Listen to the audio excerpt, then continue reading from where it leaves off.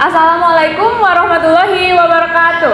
Waalaikumsalam warahmatullahi wabarakatuh. Selamat pagi anak-anak.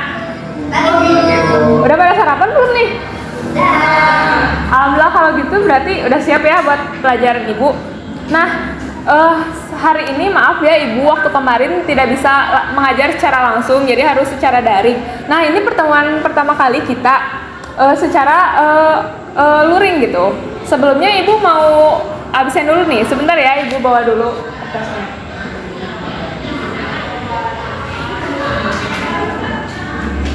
Oke, dimulai dari Putri, Fikri, Hadir. Alif, Hadir. Anissa, Hadir. Widi. Alhamdulillah hadir semua ya.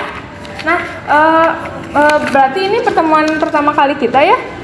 Ibu boleh nanya dulu nggak siapa yang jadi KM di sini? Oh, Fikri. Oke, Fikri, boleh ya ibu minta tolong buat memulai pembelajaran ini dengan berdoa terlebih dahulu. Baik, langsung kita akan bicara. Apabila kita berdoa terlebih dahulu, berdoa dimulai.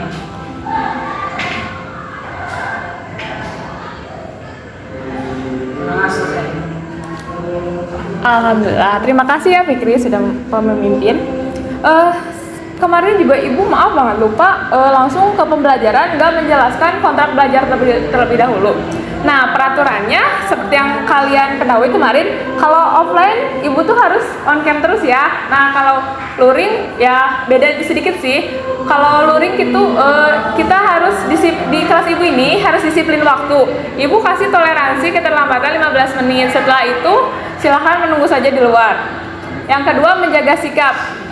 Apabila ini nih, kalian misalkan nilai kalian bagus, tapi sikap kalian tuh gak sopan, omongannya gak dijaga gitu, itu bakal berpengaruh ke nilai kalian. Yang terakhir, kehadiran.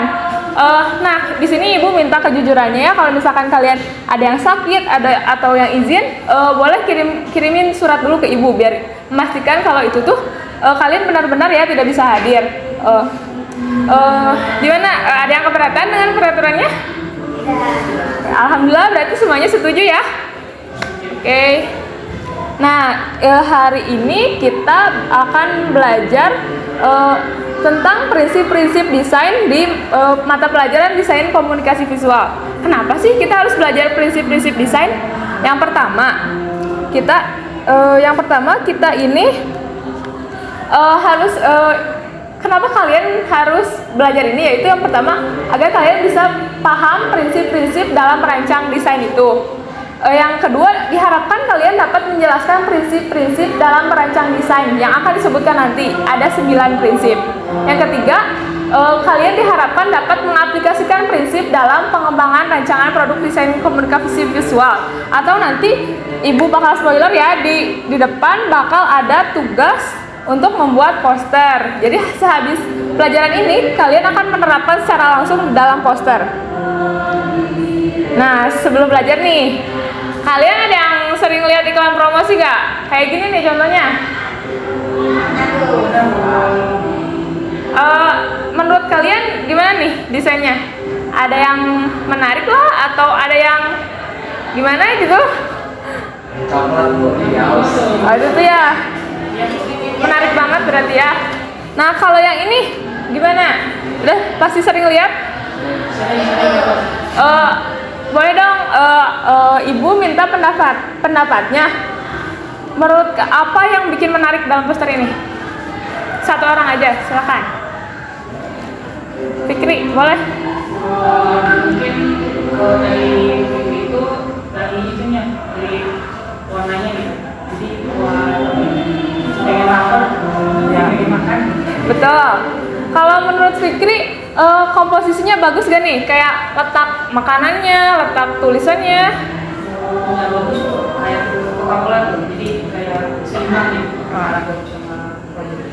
Nah, sehubungan dengan komposisi yang tadi dijelasin Fikri, kita akan belajar tentang hal-hal tersebut ya. Nah, tapi yang pertama tuh prinsip-prinsip desain sebelum ke komposisi. Yang pertama ada kesatuan atau unity. Kesatuan itu merupakan keselarasan dari unsur-unsur yang disusun.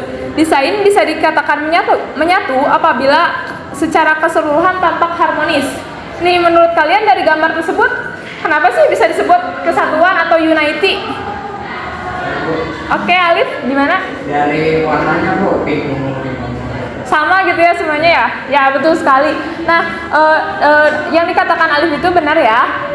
Kesatuan itu bisa diambil dari warna-warnanya itu yang harmoni gitu, semuanya serasi. Nah, selanjutnya, kesatuan itu nggak hanya warna aja yang disebutin, tapi ada repetisi, pengulangan, atau pengelompokan, dan penyelarasan. Nah, menurut kalian meskipun ini abstrak, tapi bisa disebut unity itu apa sih? Dari apanya? Ya, betul. Yang dikatain Safid sama Alif. Kalau ini tuh sebenarnya tuh abstrak, nggak ada artinya gitu. Tapi bisa dikatakan selaras tuh karena bentuknya tuh sama semua. Jadi setengah lingkaran disatuin dan dihasilkan menjadi desain yang memenuhi kesatuan gitu. Nah, kalau yang ini tuh kelihatan itu kan berantakan ya. Kayak apa sih gitu? Apa ya? Nah, setelah kalau misalkan biar desain itu kesannya unity, nah maka disusun berdasarkan warna tadi. Sudah ada pengelompokan sesuai dengan apa sih bentuk-bentuknya disatukan dan warnanya juga disatukan. Jadi setelah dari yang berantakan tadi tuh kelihatannya jadi lebih serasi meskipun abstrak gitu, nggak tahu itu apa artinya. Nah, apalagi yang ini ya, coba ada gambar sapi, ada gambar daun, ada kacamata, kayak berantakan banget gitu. Kalau misalkan kita menerapkan prinsip desain, setidaknya alignment atau penjajaran gitu, meskipun bentuknya abstrak, tapi bisa dikatakan kesatuan karena membentuk suatu persegi gitu. Nah, setelah itu ada keseimbangan. Keseimbangan merupakan keseluruhan komponen-komponen desain yang harus tampil seimbang. Kita sebagai desainer itu tidak boleh berat sebelah gitu. Nah, ada contohnya tuh. Nah, yang ini. Kalau ini tuh keseimbangan yang simetris. Jadi seperti cermin, di sebelah kanan sama, di sebelah kiri sama. Nah, Ibu mau nanya pendapat kalian dong. Menurut kalian PPT Ibu ini seimbang nggak sih? Alasannya kenapa? Putri, boleh? Kayak berat sebelah aja gitu. Berat sebelah ya? Berarti Putri udah paham sama keseimbangan. Ih, hebat banget deh Putri. Langsung pinter. Nah, kalau disejajarkan seperti ini,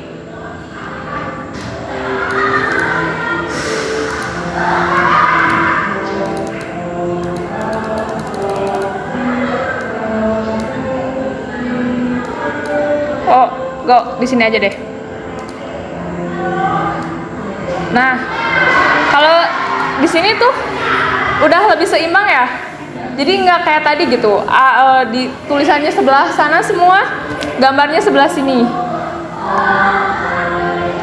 Nah, karena yang udah dijelasin Putri tadi, yang berat sebelah tuh, jadi ada dua gitu. Tentang keseimbangan tuh ada keseimbangan simetris yang sama semuanya, dan yang kedua ada asimetris yang meskipun nggak sama bentuknya, tapi si beratnya tuh serasi aja gitu. Nah, ada pembagiannya tuh yang 75% yang di sini ini merupakan keseimbangan yang asimetris.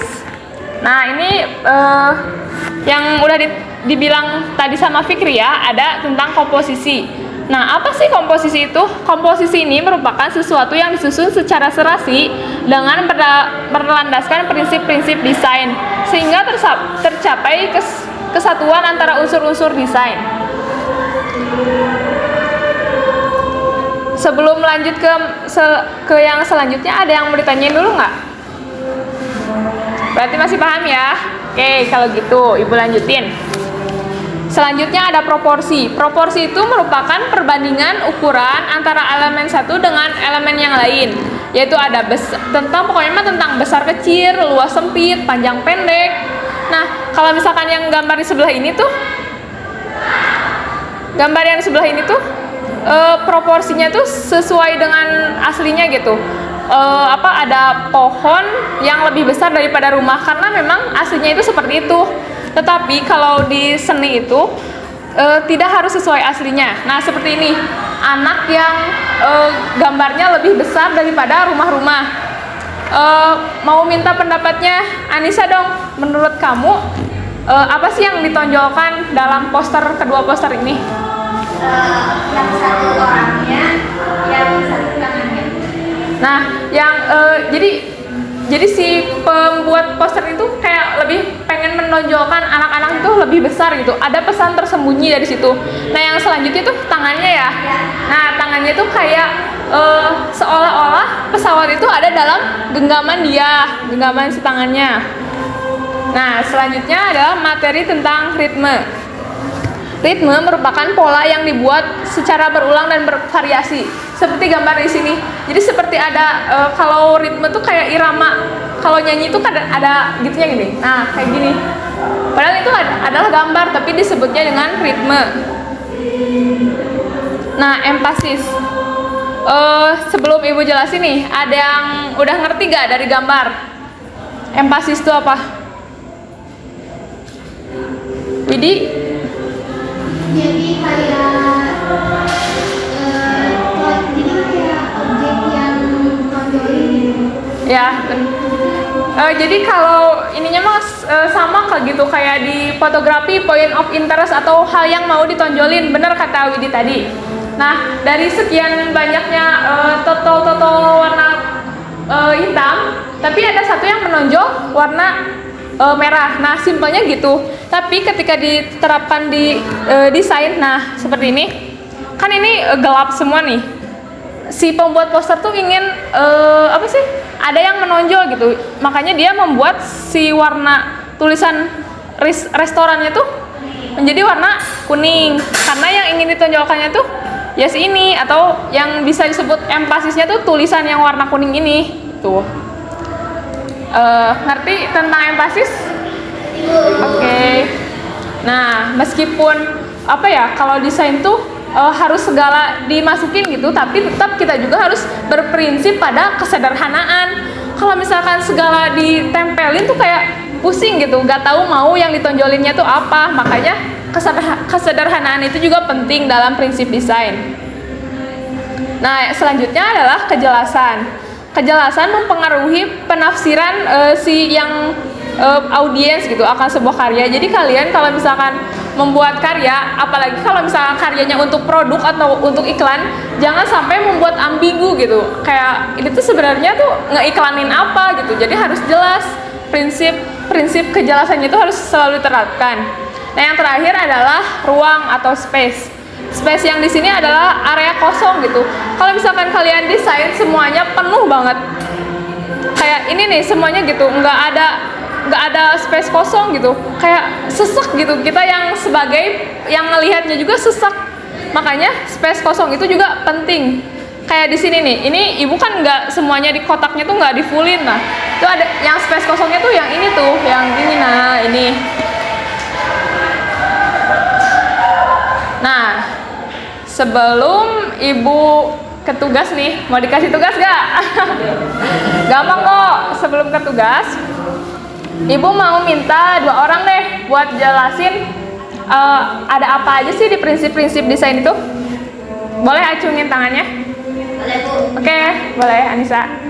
Itu ada Ya, oke. Lupa. Sebutin. kesatuan, Ya. empasis, Betul.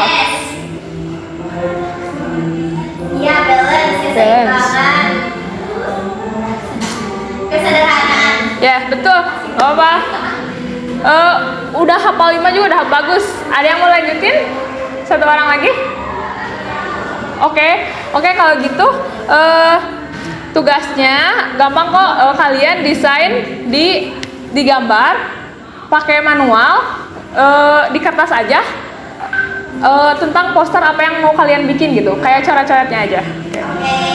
Oke, kalau gitu sekian dari Ibu. Mohon maaf ya bila ada kesalahan. Wassalamualaikum warahmatullahi wabarakatuh. Waalaikumsalam warahmatullahi wabarakatuh.